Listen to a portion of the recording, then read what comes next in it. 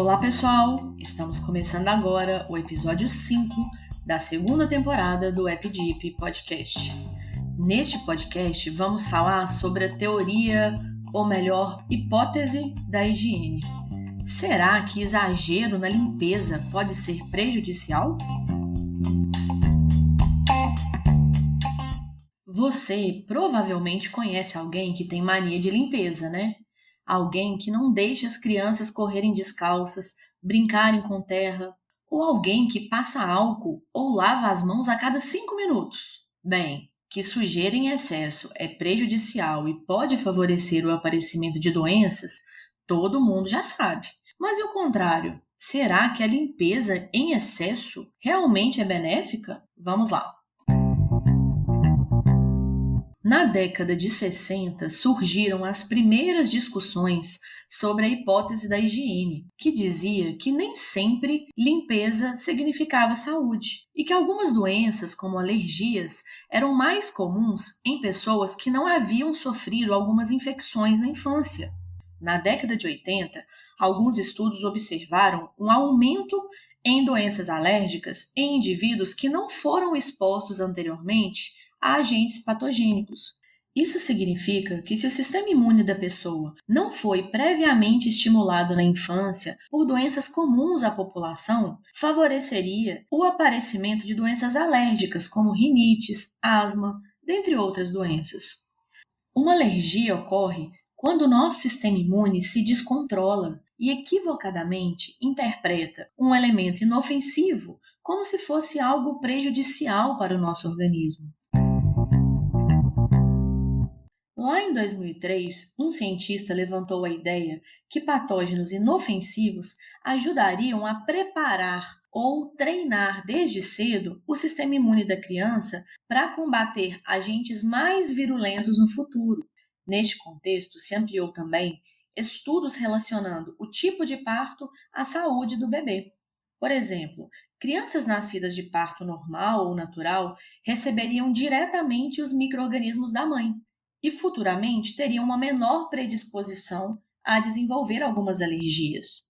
Desde a década de 80, vem sendo observado um aumento significativo no número de pessoas com doenças autoimunes e alérgicas, e alguns cientistas sugeriram que esse fato tinha relação com a melhoria na infraestrutura sanitária das cidades no Brasil nos últimos anos, o que reduziu a incidência de parasitoses e infecções intestinais, por exemplo. Que essa falta de exposição a patógenos poderiam deixar o nosso organismo mais vulnerável a outros tipos de doenças mais graves, inclusive. Neste contexto, vamos levantar aqui alguns pontos interessantes.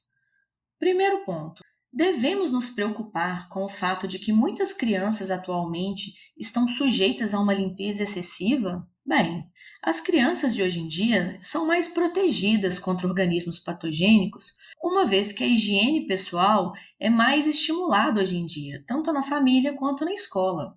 Alguns pesquisadores sugerem que esse excesso de limpeza poderia ser prejudicial à criança, uma vez que o contato com alguns parasitos, bactérias e fungos na infância seria uma maneira de reforçar a imunidade da criança, estimulando a sua produção de anticorpos.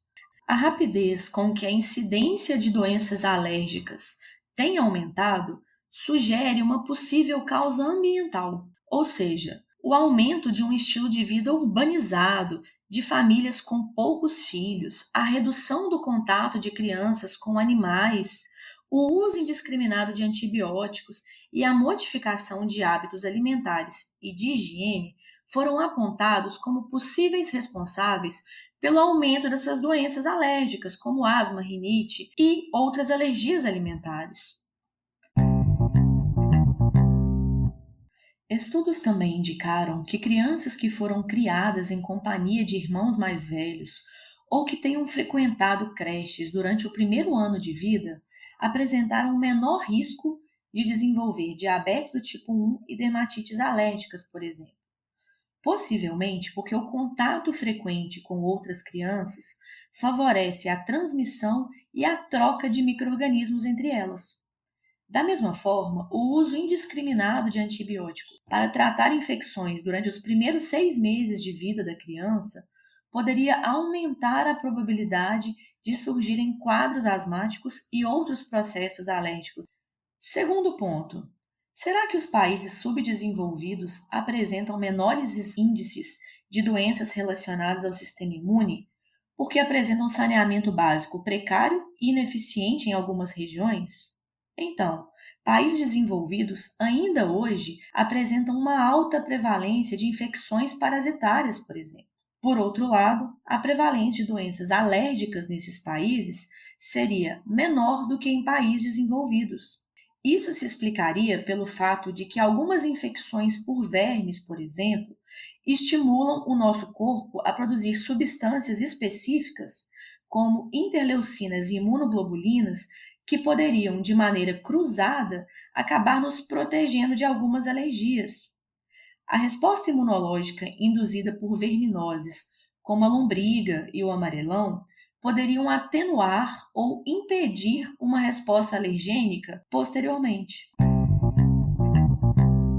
Terceiro ponto: isso tudo realmente é uma teoria comprovada ou não passa apenas de uma hipótese ainda não confirmada? Infelizmente, ainda não há um consenso sobre a hipótese da higiene na comunidade científica. Alguns pesquisadores, inclusive, discordam da hipótese da higiene, se baseando em conhecimentos mais aprofundados das moléculas responsáveis pelos vários tipos de resposta imune. Ainda existem vários estudos contraditórios em relação à hipótese da higiene, tornando algumas evidências inconclusivas ou inconsistentes. Quarto ponto: será que o saneamento básico, tão defendido como sinal de desenvolvimento e promoção da saúde, deveria ser repensado? Então, é preciso salientar que a ausência ou deficiência de saneamento básico pode trazer consigo doenças muito graves, induzindo a óbito, especialmente crianças. O saneamento básico é um direito do cidadão e uma das formas mais eficazes de se prevenir doenças infecciosas de maneira coletiva. Os benefícios do saneamento básico são inquestionáveis no controle de doenças infecciosas e parasitárias e na melhoria da qualidade de vida da população. Limpeza e higiene são comprovadamente importantes. O que devemos repensar seria seu excesso, seu exagero, e não a limpeza em si. Ao longo dos anos, melhorias na higiene e na estrutura sanitária, aliado ao aumento da disponibilidade de antibióticos e produtos antibacterianos, acabaram por diminuir o contato humano com vários micro-organismos. Entretanto, nem todo micro-organismo é ruim e causa prejuízos. Alguns nos ajudam na produção de vitaminas em nosso intestino, outros nos ajudam na digestão de alguns alimentos. Todas essas medidas, além de reduzir o nosso contato com micro-organismos patogênicos, também acabam nos afastando dos micro-organismos benéficos, como as micobactérias ambientais, por exemplo.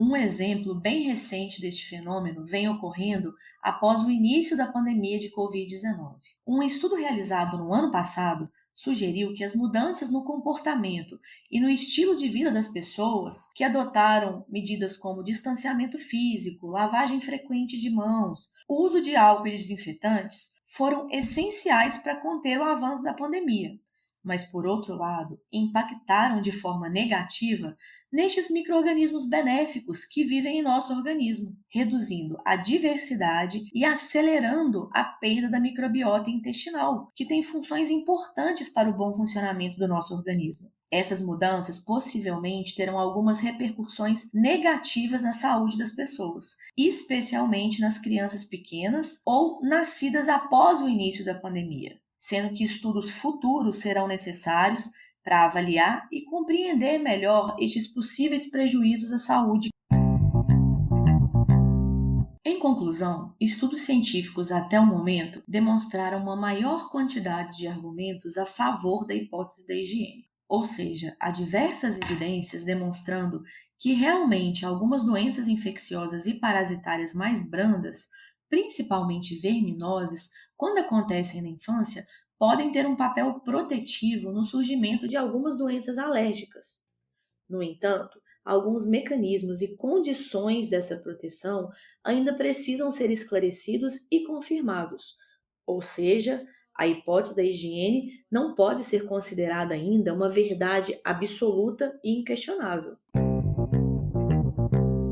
Mas a ciência mais uma vez nos dá indícios de que, como quase tudo na vida, higiene e limpeza devem ser encaradas com equilíbrio, nem de menos e nem em excesso.